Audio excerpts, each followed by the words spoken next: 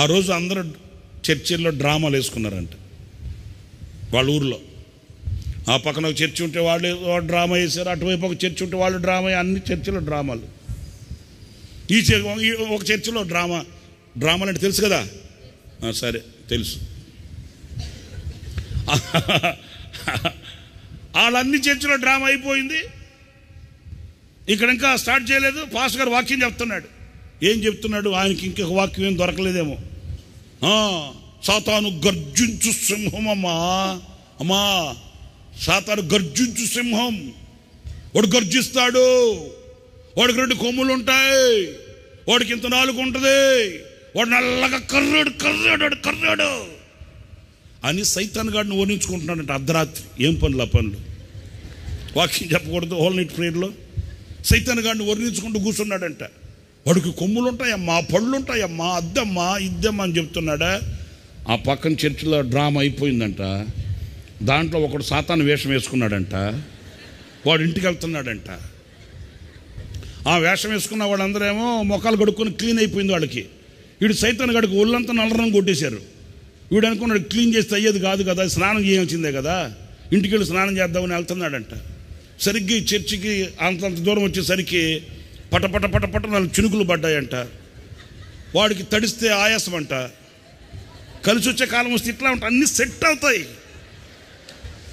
వాడు అనుకున్నాడంట తడిస్తే మళ్ళీ రేపు పొద్దున మనం ఆయాసపడిపోవాలరా బాబు, ఎట్లాగా చినుకులు పడుతున్నాయి, వర్షం వస్తుంది, ఏం చేద్దాం, తడవకూడదు అనుకుని చూస్తే చర్చి ఓపెన్ చేస్తున్నారు, ఆరాధన జరుగుతుంది. ఆ పాస్టర్ గారు ఏదో చెబుతున్నాడు.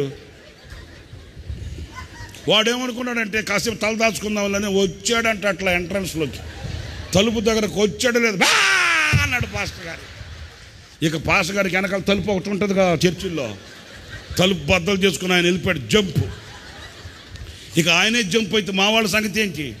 వీళ్ళంతా ఏంటి పాస్టర్ గారు ఇంతలా కేక పెట్టాడు అంటారా, ఏమైందిరా, కరెంట్ షాక్ ఏమైనా వచ్చిందా? కాదే, ఎవడున్నాడు రా అని వెనక్కి తిరిగి చూస్తే ఇంకేముంది, సేమ్ అచ్చం ఈయన ఎట్లాగైతే చెప్పాడో అట్లాగే ఒకడు డోర్ దగ్గర తలుపు మీద అట్లా పెట్టుకుని నిలబడుకున్నాడు. పాస్టర్ గారికి ఆ గతి పడితే వాళ్ళ సంగతి వీళ్ళ సంగతి ఏంటి?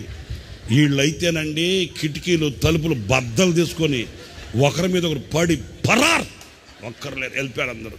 వీళ్ళంతా విశ్వాసులే. సరే అసలు సంగతి ఇప్పుడు చెప్తానేనండి. అందరు వెళ్ళిపోయారా? పాస్టర్ గారు వాక్యం చెప్తే ఒక ఆమె పాపం గాఢ నిద్రలో ఉందంట. ఆమెకి ఈ సంగతి అంతా ఏం తెలీదు. వాడు వచ్చిన సంగతి తెలీదు, పాస్టర్ గారు వెళ్ళిపోయిన సంగతి తెలీదు, వీళ్ళంతా వెళ్ళిపోయిన సంగతి ఏం తెలీదు. ఆమె 4th డైమెన్షన్లో 6th ఎక్కడో ఉంది. ఆమెకి ఈ శబ్దాలన్నీ లేకపోయేసరికి ఏంటి జోలపాట ఏం లేదు ఏంటి అని కళ్ళు తెరిచి చూస్తే ఒకళ్ళాడు. అరే మా పాస్టర్ గారు ఏమయ్యాడు రా, అయినా పాస్టర్ గారే ప్రభు వచ్చి తీసుకెళ్ళిపోయాడా? పోనీ మా సంఘం ఆయన దేవుడా మా సంఘం ఏదరా, సంఘం లేదు, పాస్టర్ లేడు, ఏంటి ఏమయ్యారు వీళ్ళంతా?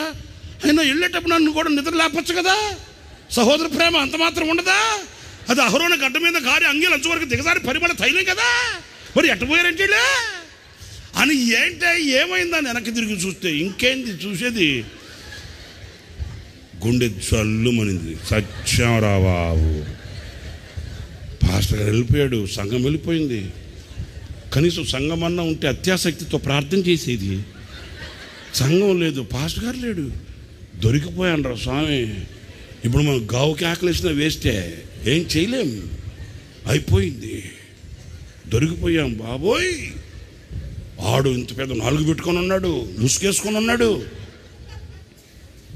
నేను చెప్పేలా మన వాళ్ళు పోరాడే శక్తి లేక లొంగిపోతున్నారు సీతనగడికి. ఆ అమ్మ నిందంట సైతనగడు వైపు చూసి, అయ్యా నేను నీ బిడ్డనేనయ్యా, ఈరోజు ఏదో డ్రామా వేస్తుంటే వచ్చానే కానీ నేను నీ కుమార్తెనేనయ్యా. సైతనగడికి దిమ్మ తిరిగిందంట. అయ్యా నాయన ఇట్లాంటి వాళ్ళు కూడా ఉంటారా బాబు అని వాడికి డౌట్ వచ్చి, నా బిడ్డ అని ఎట్లా చెబుతావు అన్నాడంట. ఏంటి నాయన అంతలా మాట అంటావు, నీ బిడ్డను కాక యేసునాథ స్వామి బిడ్డను అవుతానా నాయన, నేను నీ బిడ్డనేనయ్యా. అదే ఎలాగంటావేంటి, మా ఆయనకి తెలియకుండా ₹1,00,000 చీటి పాట పడుతున్నా నేను, మా ఆయనకి తెలియకుండా 5 లక్షలు ఆ వడ్డీకి ఇచ్చాను కదా. ఆ కొంపను కూల్చింది ఎవరు? ఈ కొంపను. ఆమె ఏమేం పాపాలైతే చేసిందో పాపాలు మొత్తం చెప్పేసి నేను నీ బిడ్డనేనయ్యా అని అన్ని చెప్పనిచ్చి ఆడు కూడా ముఖానుకున్న ముసుగు తీశాడంట. ముసుగు తీసి అన్నాడట, పద ఇంటికి పద అన్నాడంట. సంగతి ఏంటంటే ఆ మొగుడేవాడు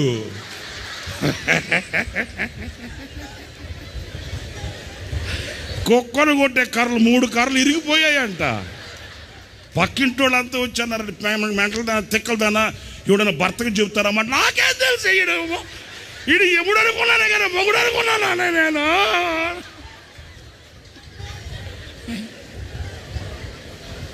మీకు అర్థమైందా? అది అంటే పోరాడే స్టామినా లేకపోతే ఇట్లాగా ఉంటుంది ఎవరు.